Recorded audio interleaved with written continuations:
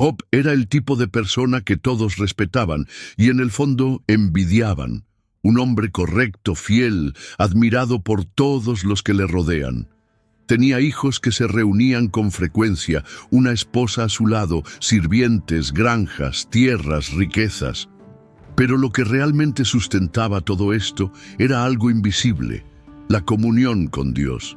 Job fue justo no por miedo, sino por convicción.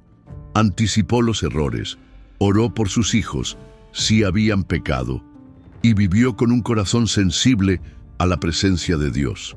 Había equilibrio en su hogar, abundancia en sus tierras y paz en su alma. Todo parecía intocable, inquebrantable. Pero ahí reside el punto más inquietante de esta historia. A veces, incluso cuando haces todo bien, las cosas se salen de control. Y eso es lo que empezó a suceder. ¿Pero por qué? ¿Qué podría justificar un giro tan cruel de los acontecimientos en la vida de alguien que solo hizo el bien? Nadie espera que el dolor toque a la puerta cuando todo está en paz. Pero para Job, el abismo se abrió. En cuestión de horas, llegó un mensajero con malas noticias. Poco después, otro y otro más, como una secuencia de golpes que no dejaban tiempo para respirar. Los animales, robado. Los sirvientes, muerto. Los niños, todos, muertos. Una tragedia tras otra, como si el cielo se hubiera cerrado de repente. Y cuando la mente aún intentaba comprender lo que estaba pasando, el cuerpo cedió. Se abrieron heridas en su piel como si el sufrimiento quisiera manifestarse también en el exterior. El hombre más justo de la tierra ahora estaba caído, cubierto de ceniza y sin nada. Pero lo más doloroso no fue lo que perdió, sino lo que escuchó. La esposa, en una mezcla de ira y desesperación, dijo: «Maldice a tu Dios y muere». Y es en este punto donde muchos se derrumbarían. Pero la reacción de Job sorprende y revela algo que el sufrimiento nunca ha podido tocar. Cuando todo se desmorona, lo que más duele no siempre es la pérdida, es la soledad dentro del dolor. Con el cuerpo cubierto de heridas y el alma vacía, Job ahora enfrentaba otro tipo de prueba, el abandono emocional de quienes deberían haber estado a su lado. La esposa, una vez socia, se convirtió en una voz de renuncia. Y sus amigos, aquellos que vinieron a consolarlo, no le ofrecieron refugio sino juicio. Se sentaron a su lado en silencio durante días y cuando abrieron la boca fue para acusarlo. Insinuaron que todo era castigo, que Job debía haber escondido algún pecado. Nadie vio su integridad. Ninguno de ellos se pone en la piel de alguien que lo pierde todo y aún así intenta mantener en pie su fe. ¿Con qué frecuencia sucede esto también hoy? Cuando más se necesita, aparecen los que señalan, juzgan, condenan, y el silencio de Dios parece darles la razón.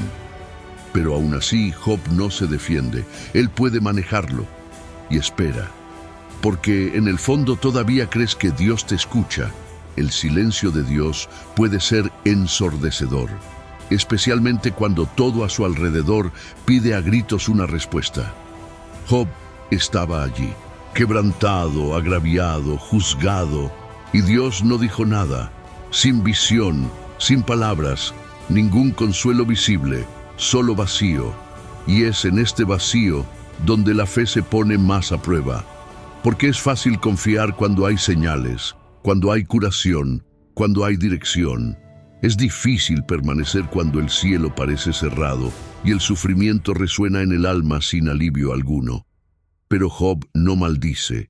Él pregunta, sí, llora, gime, se confunde, pero no se rinde. Es como si tu dolor gritara, ríndete, y tu fe susurrara solo un día más. Y elige el susurro. Aún sin entender lo que está pasando, elige confiar.